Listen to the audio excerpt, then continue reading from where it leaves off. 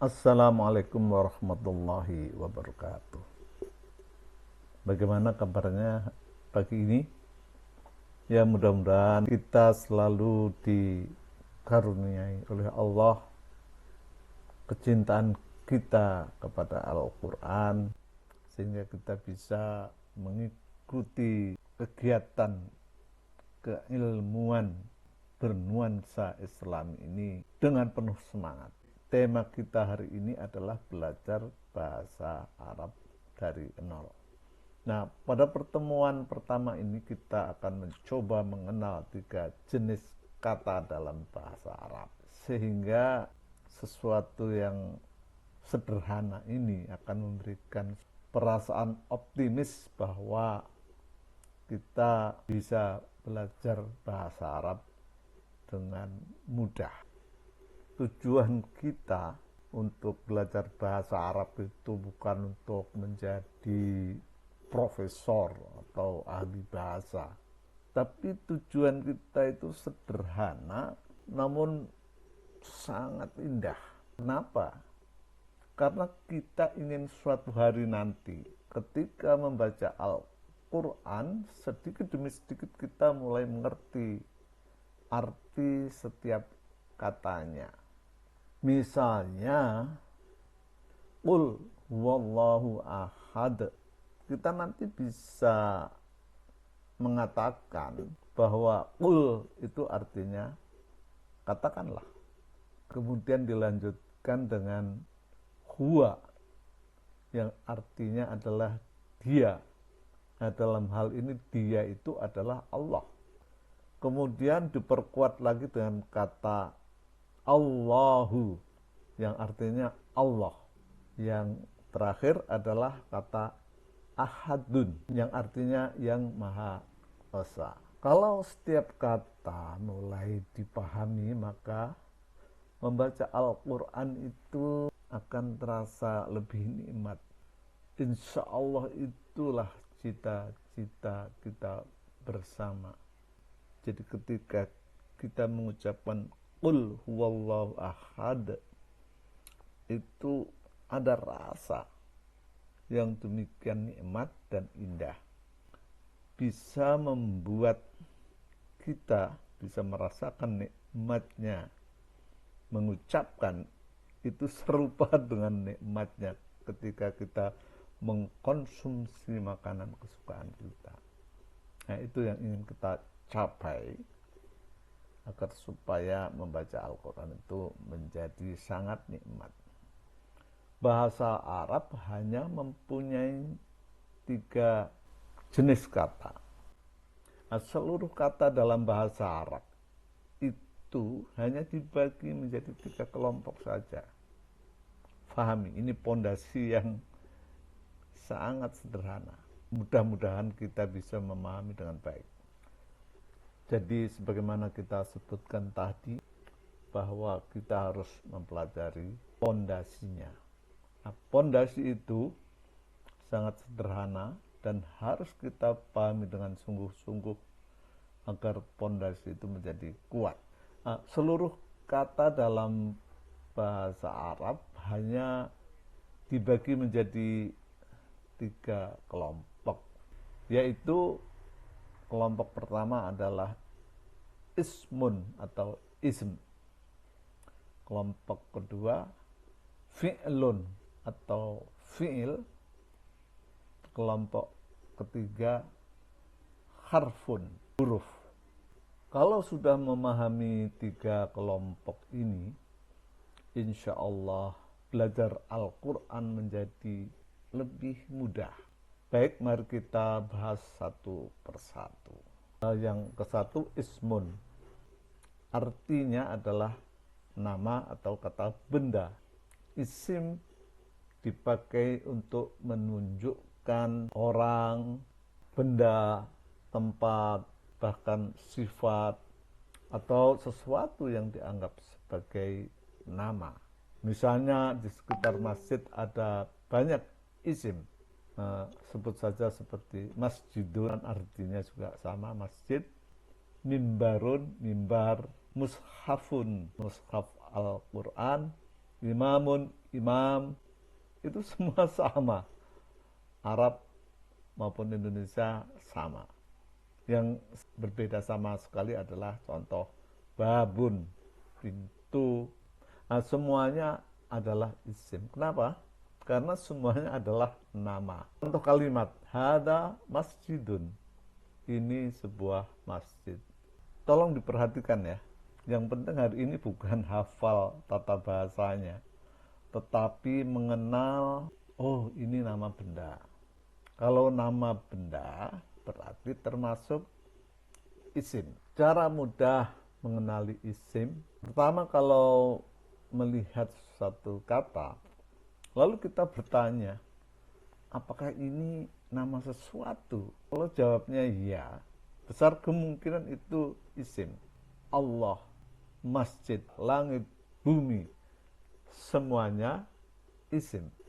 Selanjutnya yang kedua adalah fi'il. Artinya adalah kata kerja, yaitu kata yang menunjukkan satu kegiatan, misalnya sholla, artinya telah sholat, dan qara'a, telah membaca. Nah, sekarang kita coba contoh kalimat sederhana.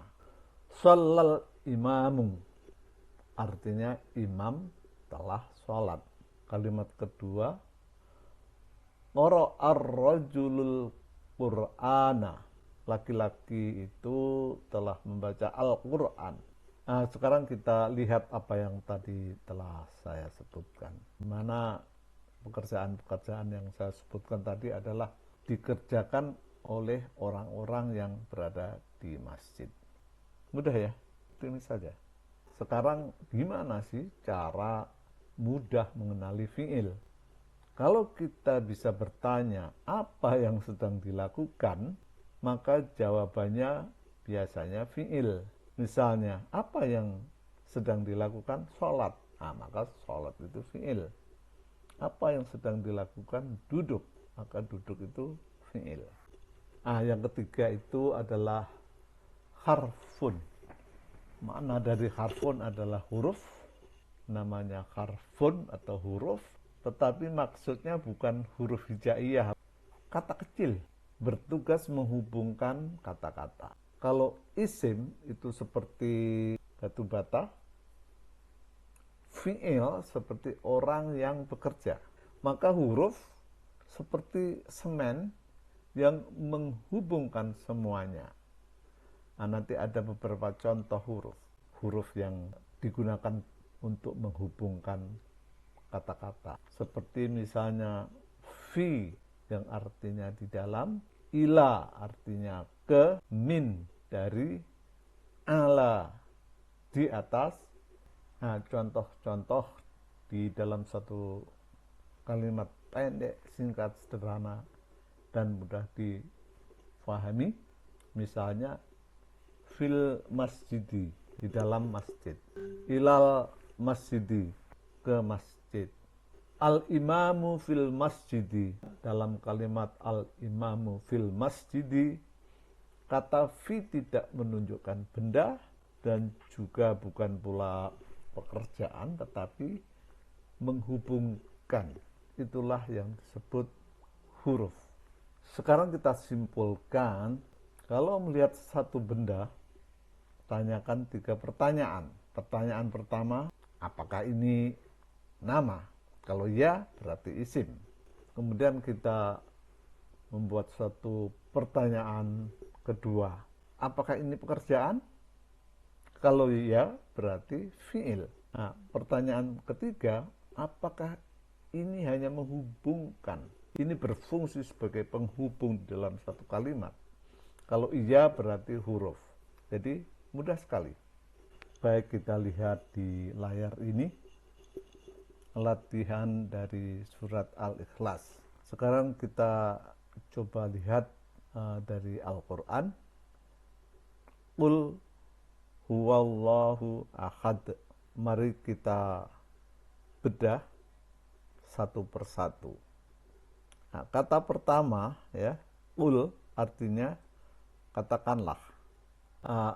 Kata pertama qul yang artinya katakanlah. Kemudian kita bertanya, apakah ini nama? Ya tentu jawabannya bukan. Apakah ini pekerjaan? Ya. Maka berarti kul ini adalah fi'il. Kata kedua, huwa artinya dia. Ini bukan pekerjaan. Bukan pula kata penghubung. Kata ganti orang dalam bahasa Arab termasuk kelompok isim. Karena ia menempati kedudukan nama yang menunjuk seorang atau sesuatu. Jadi huwa itu adalah isim. Nah, yang ketiga, Allahu. Allahu adalah nama Allah. Ini jelas nama, berarti isim. Kata keempat adalah ahadun, artinya yang maha esa. Kata ini menunjukkan sifat Allah, dan dalam ilmu nahwu sifat juga termasuk isim. Jadi ahadun itu sama dengan isim. Nah, ini kita perlihatkan satu rangkuman untuk memahami perbedaan fi'il, isim, dan huruf. Oke.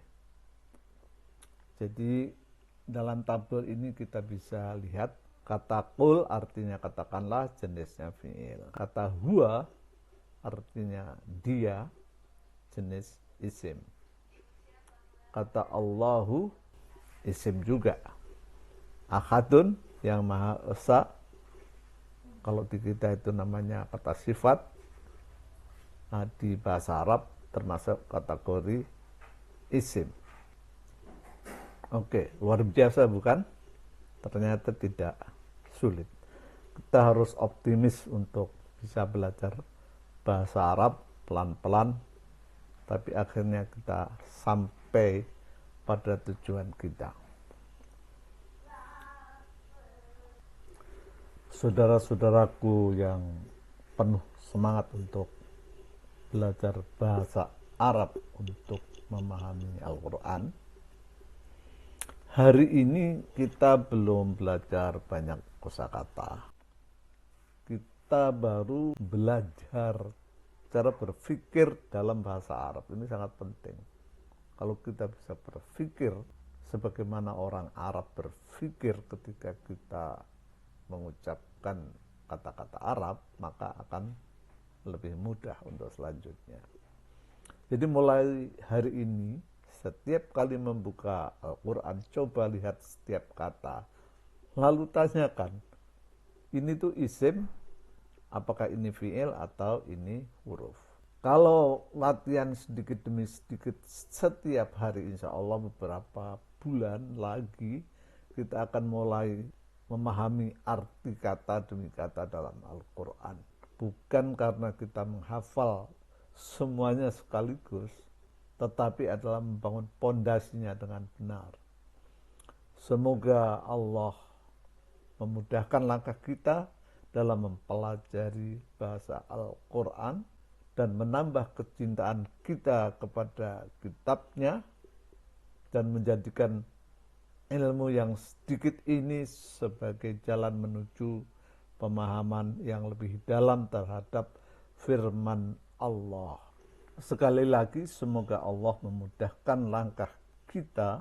Sekali lagi, semoga Allah memudahkan langkah kita dalam mempelajari bahasa Al-Quran, menambah kecintaan kita kepada kitabnya, dan menjadikan ilmu yang walaupun sedikit ini sebagai jalan menuju pemahaman yang lebih dalam terhadap firman-Nya.